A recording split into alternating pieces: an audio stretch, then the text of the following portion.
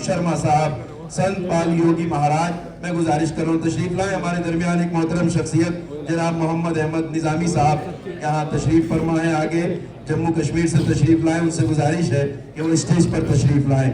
आप हजरात जनाब पंडित विजय कुमार शर्मा साहब का इस्तकबाल कीजिए।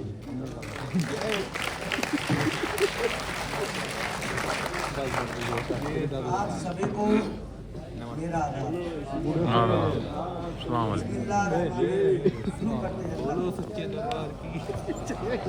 आज का दिन पूरे दुनिया के मजलूमों के हिमायत का दिन है। आज फिलिस्तीन की हिमायत का दिन है, फिलिस्तीन के लिए आवाज उठाने का दिन है। ये पिछला रमजान ही था जब वहां बमबारी हो रही थी। मैं लगातार अल्लाह से दुआ कर रहा था, अपने नबी से दुआ कर रहा था कि कोई आए। ईरान उस वक्त साथ दिया था। और उन मजलूमों की सिर्फ इतनी गलती है कि उन्होंने गद्दारों को अपने यहाँ शरण दे दी, क्योंकि कुरान में लिखा है कि जब कोई मजलूम आपके पास जाए तो आपको मदद करनी है। इस बात को रखकर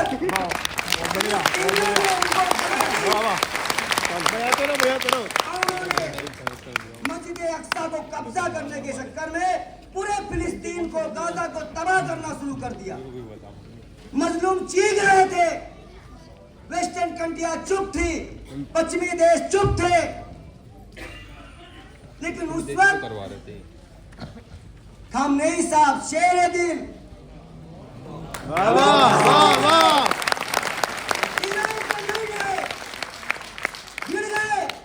हमने तो सिर्फ बहादुरी के किस्से सुने।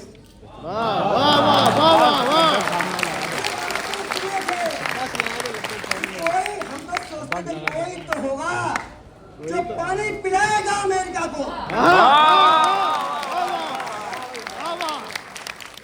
लेकिन अल्लाह के घर में देर है, अंधेर नहीं है। अल्लाह ने कहा रुको, अमेरिका घुटनों पे लाते हैं। और अमेरिका जैसा देश क्या रहा है, हम 30 की मंजूरी दे रहे हैं, आप तेल ले लो। अब हाथ जोड़ रहे हैं ईरान के आगे, के रो रहे थे। अभी क्या जरूरत थी अमेरिका को दादागिरी करने की? बिल्कुल बिल्कुल सही बात है। आप समझ रहे थे कि अल्लाह के बंदे चुप हो जाएंगे, वो नहीं बोलेंगे। ऐसा जवाब मिला है कि सारे एयर डिफेंस सिस्टम धरे रह गए अमेरिका इतनी है कि सदमे में नेतन्याहू है, 13 दिन बाद आया है।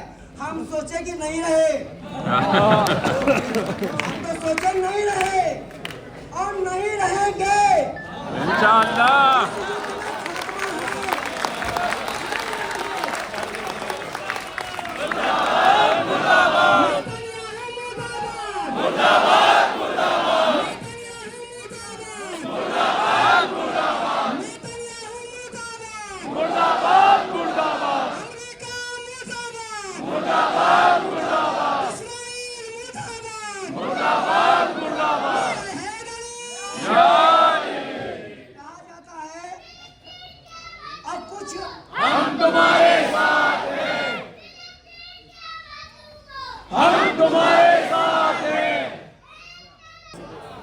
बड़ी बात यहाँ पर यह आती है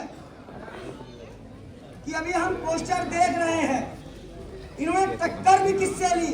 जो 4 से 5 साल की राह में अपने अल्लाह के राह में लग गए, अपने धर्म की राह में लग गए, उनसे टक्कर ले रहे हैं अमेरिका। जब चीन फाइल में बच्चों को नोच रहे हैं, वो सोचे कि हम जालिम हैं तो हम कुछ भी करें। और आज हमारे प्रधानमंत्री का चुप होना हमारे भारत के आवाम के लिए खतरा है। बहुत से हमारे जैसे लोग आपको मिल जाएंगे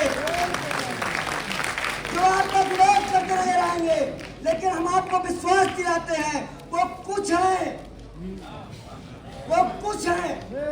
ये हमारी आपकी एकता ना मिटी है, ना मिटेगी। विश्वास दिलाने हम आए हैं आपके पास।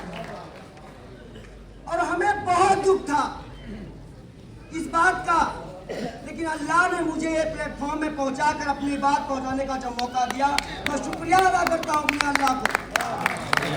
मुझे मौका मिला। रामजू कह रहा है